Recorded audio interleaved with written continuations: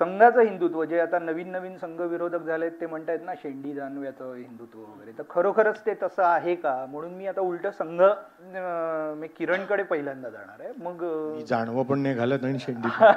तरी पण मी संघाचा आहे. की खरोखरच आणि धर्मांतराबाबत संघाची जी भूमिका आहे त्याबाबत तुमची मतं, पहिलं तुझ्यापासून. धर्मांतरणाविषयीची भूमिका संघाची स्पष्ट आहे. म्हणजे पंथ, त्यांच्या उपासना पद्धती याला स्वातंत्र्य आहेच आहे, त्याच्यात कोणी काही रोखलेलं नाही आहे.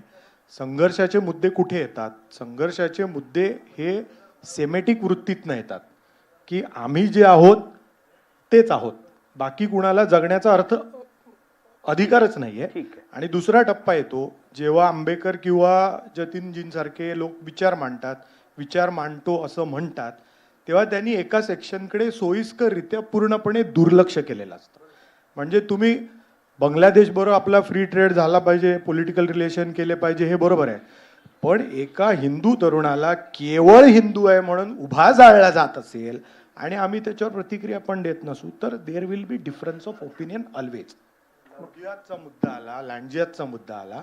त्यांच्या माहितीसाठी लव्ह जिहादची सुरुवात ही काही संघाच्या वार्षिक सर्वसाधारण सभेच्या चिंतनातनं नाही झालेली, त्यात कोर्टाने सुरुवात घेतलेली आहे. केरळ कोर्टाची त्याच्यात काही निरीक्षण आहेत, त्यांनी ती रेट कार्ड दिलेली आहेत, कोण कसे पैसे देतं, काय देतं. मी त्यात जात नाही, आता तपशिलात वेळ नाही आहे म्हणून. त्यामुळे हे काही संघाने कल्पिलेलं नाही आहे. आता जर तुम्ही कॉन्स्टिट्यूशन, ज्युडिशियरी हे मानणार असाल तर हे सुद्धा मानावं लागेल. आणि एक छोटा मुद्दा फक्त, अगदी लव्ह जिहाद ही कम्युनिस्टांनी आणलेली संकल्पना आहे, संघाने नाही. केरळमध्ये झालेल्या प्रकारात केरळमध्ये जे झालं त्याच्यामुळे लव्ह जिहाद हा विषय पुढे आला आणि तो कम्युनिस्टांनी आणला.